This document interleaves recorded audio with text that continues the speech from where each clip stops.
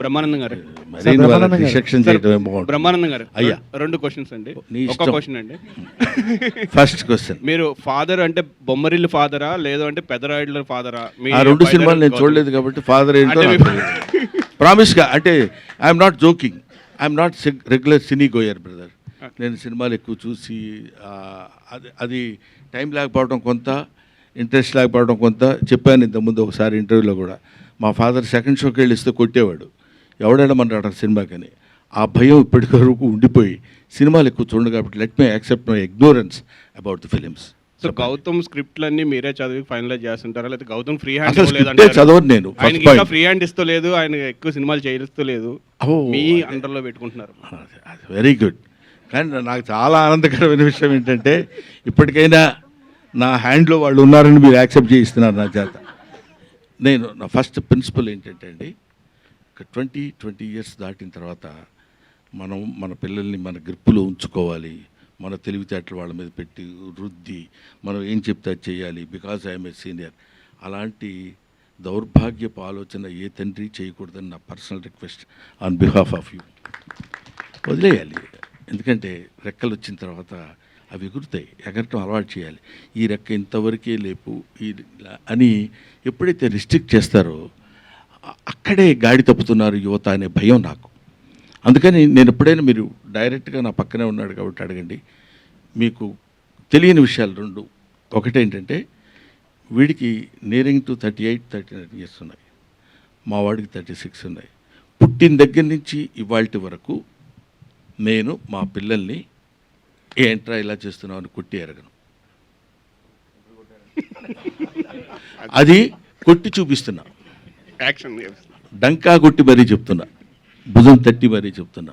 కాబట్టి నేను చెప్పేది ఏంటంటే, what right you have got to beat the children and control చేయడానికి. అలా అని గాడి తప్పిపోవడం అనేది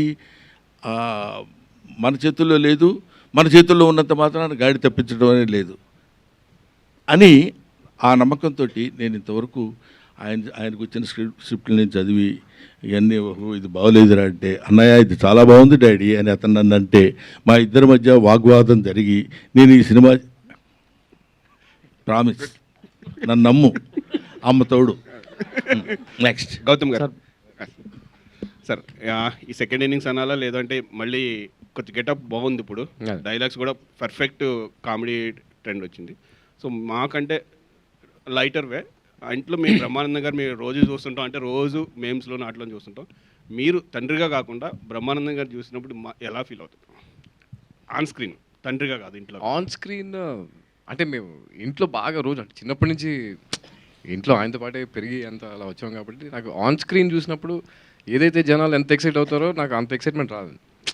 రోజు చూస్తూ ఉంటాం కదా, రోజు మాట్లాడుతూ ఉంటాం, ఇంట్లో కూడా అలాగే ఉంటుంది. సో సరదాగానే ఉంటాం కదా. సో ఏదో కొన్ని పర్టికులర్ సీన్స్ మాత్రం నిజంగా అది మాత్రం పిచ్చిగా ఎంజాయ్ చేస్తాం స్క్రీన్ మీద. బట్ అంటే మోర్ దెన్ ఇది ఫాదర్ సన్ కంటే కూడా ఇద్దరం ఫ్రెండ్స్ లాగే ఉంటాం ఇంట్లో. ఆయన చెప్పినట్టు డెసిషన్ మేకింగ్ అనేది ఎప్పుడు మాకే వదిలేసేవారు. గుడ్ ఆర్ బ్యాడ్ నువ్వే నేర్చుకో, నువ్వు ఒక డెసిషన్ తీసుకున్నావు కదా, తీసుకో, వెళ్ళిపో, దానిలో నువ్వు ఏదైతే ఫేస్ చేస్తున్నావో అది నీ ఇష్టం, నీ కాల్ అనేది పెంచారు కాబట్టి ఆ మైండ్ సెట్ అలాగే వచ్చిందండి. సో అంటే ఆన్ స్క్రీన్ చూసినప్పుడైతే మా ఎక్సైట్మెంట్ వేరే ఉంటుందండి 100%. Good sir, all the best. బాగున్నది. బ్రహ్మానందం గారు sir, hi sir. Sir thank you so much sir. అంటే చాలా రోజుల తర్వాత ఎక్కువ టైం మిమ్మల్ని చూసుకున్న అదృష్టం వచ్చింది. బిఫోర్ చూసుకుంటే రంగమార్తాండ అనే ఒక మూవీతో ఒక డిఫరెంట్ బ్రహ్మానందం గారిని చూసాం. సో ఈ మూవీతో ఓల్డ్ ఏజ్, ఆ ఏజ్లో ఉన్న వాళ్ళకి ఎలాంటి ఇవి ఉంటాయి అనేది ఒక చూపించారు. సో మీ నుండి మేము చాలా ఎక్స్పెక్ట్ చేస్తుంటాం, అంటే ఎక్కువ స్క్రీన్ స్పేస్ ఉండేది. ఈ మధ్యకాలంలో కొన్ని సినిమాలు అలా వచ్చి వెళ్ళిపోతున్నారు. సో అంటే నెక్స్ట్ కూడా ఎక్కువ స్క్రీన్ స్పేస్ ఉండేవి అంటే ఎక్స్పెక్ట్ చేయవచ్చా మేము? డెఫినెట్గా అండి, అలాగే ఇప్పుడు చేస్తున్న 2-3 సినిమాలు అలాంటివే, చాలా ఇంపార్టెన్స్ ఉన్న క్యారెక్టర్స్ చేస్తున్నాను. తర్వాత ఆ మధ్య ఒక చిన్న అలా వచ్చి ఇలా వెళ్ళిపోతున్నారన్నారే, అది ఏమవుతుందంటే అండి, పాపం కుర్ర డైరెక్టర్లు ఉన్నారు, ఒక 25-30 ఇయర్స్ లోపు కుర్రాళ్ళు. సార్ మేము మిమ్మల్ని చూసి పెరిగాం సార్, మీరు మా సినిమాలో చిన్న క్యారెక్టర్, ఒక్కసారి మీరు మిమ్మల్ని డైరెక్ట్ చేశారన్న సంతృప్తి, ఇలా మాట్లాడుతున్నప్పుడు అలా చిన్న వికసిస్తున్న మొగ్గ అది, దాన్ని వెంటనే తుంచి అవతల పడేయలేం. నో ఐఎమ్ నాట్ డూయింగ్, నాకేదో పెద్ద క్యారెక్టర్ ఉంటే చేయండి అయ్యా అని అనలేం. ఏమిటి దీనివల్ల వచ్చే నష్టం కూడా ఏముండదు, అతనికి ఉపయోగం ఉందా లేదా అనేది ఒక పాయింట్. అతని యొక్క మానసికమైనటువంటి ఆనందాన్ని కలగటానికి ఉపయోగపడితే చాలు, దీనివల్ల పెద్ద మనకు వచ్చే లాస్ ఏ ఉండదు కదా అని అప్పుడప్పుడు అట్లాంటి చిన్న చిన్న సినిమాల్లోనే చేసిన. ఇవాళ ఈ సినిమా, మన రంగమార్తాండ, రేపు రాబోయే సినిమాల్లో మంచి క్యారెక్టర్సే చేస్తున్నాను మాత్రం చెప్పగలను, చేస్తాను కూడా. అంటే ఈ మధ్య కాలంలో ఒకసారి కన్క్లూజన్ లాస్ట్ ఒక డైలాగ్ అయితే రీసెంట్గా బాగా ఫేమస్ అవుతుంది సార్.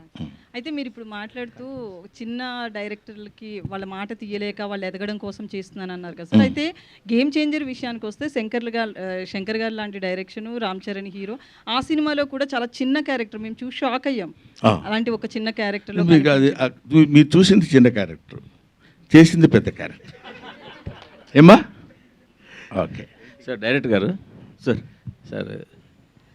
సినిమాలో ఉన్న కాన్ఫ్లిక్ట్ని కానీ పెయిన్ని కానీ ప్రేక్షకుడు ఫీల్ అయినప్పుడే దాంతో కనెక్ట్ అవుతాడు. అవును సార్ అని నమ్ముతారా మీరు? అవును సార్. ఆ రకంగా చూసుకుంటే మీరు సినిమాలో బ్రహ్మానందం గారుతో ఉన్న పెయిన్ని కానీ ఎక్కడ అంత పర్ఫెక్ట్గా ప్రొజెక్ట్ చేయలేకపోయారు అంటే ఏమంటారు మీరు? అంటే దాన్ని కామెడీ యాంగిల్ వైపు జరిపేశారు కొంచెం. యాక్చువల్లీ సీరియస్ ప్రాబ్లం డిస్కస్ చేశారు మీరు. సో సినిమాలో ఇంతవరకు డిస్కస్ చేయని ఒక సీరియస్ ప్రాబ్లం, మంచి ప్రాబ్లం డిస్కస్ చేశారు, మంచి పాయింట్ అది. సో దాని ఆ పెయిన్ని జనాలు తెలిసేలా చేయలేకపోయారు. ఓకే, అంటే యాక్చువల్లీ పెయిన్ అనేది తెలుస్తుందనే బిలీఫ్తోనే వెళ్ళాం సార్ ముందుకు స్టెప్ వేసింది. అది ఏంటంటే ఇంకొద్దిగా ఎస్టాబ్లిష్ అయితే బాగున్నావు మీరు చెప్తున్న దాన్ని బట్టి. బట్ విన్నదాన్ని బట్టి అయితే ఆడియన్స్ పాయింట్లోని, ఫన్ స్పేస్లోని అండ్ కనెక్షన్ పాయింట్లో కూడా ఫన్ గురించి నేను మాట్లాడలేదు. యా, అని ఈ ఎమోషనల్ కనెక్ట్ చెప్తున్నారు. యా, ఎమోషనల్ కనెక్ట్ సరిపోయింది, సెట్ అయింది అని అనుకున్నాం. మీరు చెప్పినట్టు మేబీ ఇంకొద్దిగా ఇంకా ఎక్స్టెండ్ చేస్తుంటే అప్పుడు ఏమైనా ఉండేది. ఇప్పుడు ప్రభాకర్ గారు తండ్రినేమో ఓల్డ్ ఏజ్ హోమ్లో జాయిన్ చేశారు, లేకపోతే ఆయన జాయిన్ అయ్యారు. అవును సార్. కూతుర్ని వెళ్ళి తాతను కలవద్దని చెప్తారు, ఎందుకు కలవద్దు అంటారు తెలియదు. మనవడిని హీరోని కూడా కలవద్దు, చెల్లిని సిస్టర్ని వెళ్ళి నువ్వు బ్రదర్ని కలవద్దు అంటారు. అవును సార్. అసలు తాత బతుకున్నాడో లేదో తెలియని పొజిషన్లో ఉంటాడు హీరో. అవును సార్. సో దీని వెనకాల ఒక చిన్న పెయిన్ అతనికి ఆ క్యారెక్టర్లో కొంత ఉండి ఉండాల్సింది. అవును సార్. అలాగే 80 ఎకరాల ఆసామి, సర్పంచ్, ఇంట్లో గలగల మాట్లాడే కొడుకు, ఇంతమంది ఉన్న ఆవిడ ఎందుకు లోన్లీనెస్ ఫీల్ అయ్యింది అన్నది ప్రొజెక్ట్ చేయాల్సి ఉంటే అప్పుడు ఈ ఇద్దరు పెయిన్ మనకు తెలిస్తే మనం కనెక్ట్ అయ్యడానికి ఛాన్స్ ఎక్కువ ఉండేది. ఓకే ఓకే, అది నేను అడుగుతుంది. మీరు జనాలు ఎంటర్టైన్ అవ్వట్లేదా, చూడట్లేదు, సినిమా జనాలు నచ్చింది, బాగుంది కాదనట్లేదు. సో ఈ పెయిన్ ఇంకొంచెం బాగా తెలిస్తే ఆ మెయిన్ ఏదైతే మీరు కోర్ పాయింట్ ఏదైతే ఉందో కొత్తగా ఎంచుకున్న పాయింట్, అవును, అది జనాలు కనెక్ట్ అయ్యి ఉండేది అని నేను. Okay okay, yes sir. ఆయన తరఫున నేను చిన్న సమాధానం చెప్తాను సార్. అతను కొడుకు ఏజ్ కూడా కాదు, మనవడు ఏజ్, అదే వికసిస్తున్న మొగ్గ, వికసిస్తున్న మొగ్గ కూడా కాదు, బడ్డింగ్ స్టేజ్ కూడా కాదు. ఎందుకంటానంటే ఇప్పుడు ఈ ఓల్డ్ ఏజ్ క్యారెక్టర్స్ డీల్ చేయటం అనేది it's not that easy. First point, ఆ ఏజ్కి తగ్గిన, లేకపోతే ఆ ఏజ్ని అర్థం చేసుకోగలిగినటువంటి మెంటల్ మెచ్యూరిటీ ఉన్నవాళ్ళు మాత్రమే చేయగలరు. అయినా ఈ సినిమాలో అతను తన శక్తి మేరకు ఫాదర్ మదర్ ఎలా ఉంటారు, తాతగారు వీళ్ళు వెళ్తే ఎలా ఉంటారు, దీని ఇన్నేట్ థాట్ ఏంటంటే అలాంటి వాళ్ళకు కూడా ఆలోచనలు, డిపెండెన్స్ బాగుండాలి, అందరితో కలిసి బాగుండాలి, కలిసి బతకాలి అనే థాట్ తీసుకురావడానికి అతను చేసిన ప్రయత్నం అది. అంటే రేపు పొద్దున మీరు చెప్పిన పాయింట్స్ ఏమైనా ఉంటే నెక్స్ట్ టైం నుంచి యూ షుడ్ ఫాలో. ఏమండి? రైట్. ఏదండి? పంచ ఓకే, మీకే పని చేశారండి. Next sir. Hi sir, this is Tarzan plus TV. First of all thank you so much sir. ఇప్పుడున్న మా జనరేషన్లో ఎమోషన్ ఒకటి చూపించారు, అట్ ద సేమ్ టైం ఇప్పుడున్న డబుల్ మీనింగ్ డైలాగ్స్కి మేము ఎక్కువ నవ్వుకునే జనరేషన్లో మీలాంటి అద్భుతమైన కామెడీ మాకు చూపించాను. Thank you so much sir. How do you feel sir ఆ comedy? That great goes to director అండి. అంతా రచన అంతా రాసుకున్నవాడు అతనే పాపం.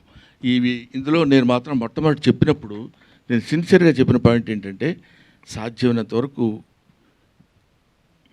అలాంటి వైపు వెళ్ళి ఫైట్ చేయటం కంటే మ్యాక్సిమం మా జంజాల గారిను, లేకపోతే అప్పుడున్న మా శ్రీ కృష్ణారెడ్డి గారినో లేకపోతే ఒక యువి సత్యనారాయణ గారినో వీళ్ళందరూ నిన్న మొన్నటి మన ఎవరు వైట్ల సిన్ను గారి దగ్గర వరకు మేము చేసిన క్యారెక్టర్స్ అన్ని చూశారు కదండి. అవి మోతాదు మించకుండా ఉండేటట్టు చేస్తే నేను కూడా మీ దగ్గరికి రావడానికి వీలుంటుందండి అని మొట్టమొదటి డే 1 వాళ్ళకి నేను చెప్పాను. వాళ్ళు దాని గురించి అని కాకపోయినా they came with fresh subject.